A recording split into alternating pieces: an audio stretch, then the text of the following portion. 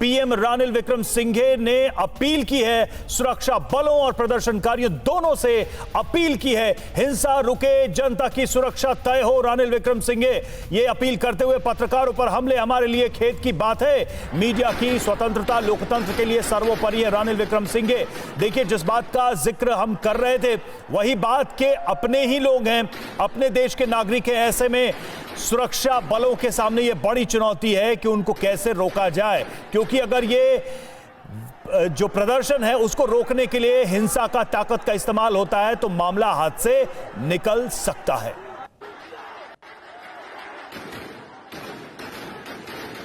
और इस वक्त की एक और बड़ी खबर है, इन बिगड़े हालातों के बीच में श्रीलंका के पीएम का इस्तीफा, उसे लेकर खबर है। रानिल विक्रमसिंघे ने सर्वदलीय सरकार के प्रस्ताव को स्वीकार कर लिया है। महिंदा यापा हो सकते हैं श्रीलंका के नए पीएम, इंटरिम ये होंगे। कैबिनेट के कई मंत्री भी इस्तीफा दे सकते हैं, जिसकी मांग पुरजोर तरीके से लगातार उठाई जा रही थी और अब उसे लेकर फैसले भी लिए जा चुके हैं। राष्ट्रपति के भी इस्तीफे को लेकर खबर है कि 13 तारीख को वो इस्तीफा दे देंगे। डॉक्टर सुमित कुमार झा, अगर आप इस चीज को एक्सप्लेन कर पाए, एक परिवार जिसको एक बड़ी वजह बताया जा रहा है श्रीलंका में पनपेन हालातों को लेकर, और जाहिर बात है भ्रष्टाचार, 10 साल से पैसा कर्ज लिया लेकिन उसका सही इस्तेमाल नहीं किया, सब्सिडी दी जा रही है। ये जो सब्सिडी देने वाला फैसला क्या श्रीलंका के डूबने की एक बड़ी वजह बन रहा है, और क्या इस फैसले से बाकी देशों को समझने की जरूरत नहीं है किस तरह की पॉलिसीज होनी चाहिए?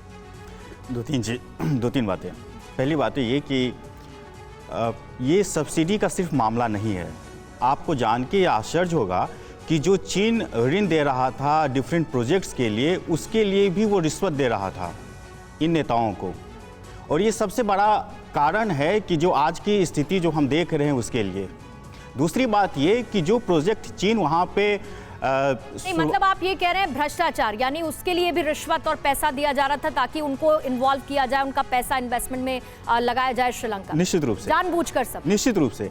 दूसरी बात, जो प्रोजेक्ट वहाँ पे वो चीन ने वहाँ पे शुरू किया, उसके बारे में वायबिलिटी, वो कैसा काम करेगा प्रोजेक्ट, वो अच्छा है कि बुरा है, उस पर कोई विचार नहीं हो रहा था, उस पर कोई रिसर्च नहीं हुआ, उस पर कोई शोध नहीं हुआ। उसका नतीजा वो ये हुआ कि जो रेवेन्यू मिलना चाहिए था श्रीलंका को उस प्रोजेक्ट से, वो कुछ नहीं ऐसा हुआ, बजाय कि वो एम्प्लॉयमेंट जनरेट करे, ऐसा नहीं हुआ। तो ये इस विशियस सर्कल चलता गया, करप्शन होता गया, ये राजनीतिक जो वहाँ की जो एक परिवारवाद की जो व्यवस्था रही वो अपने आप पे केंद्रित रही, और जनता पूरी की पूरी अलग हो गई वहाँ के राज व्यवस्था से। और यही कारण है कि जो आप कुछ ये देख रहे हैं आज सड़क पे, वो अचानक स्थिति नहीं है।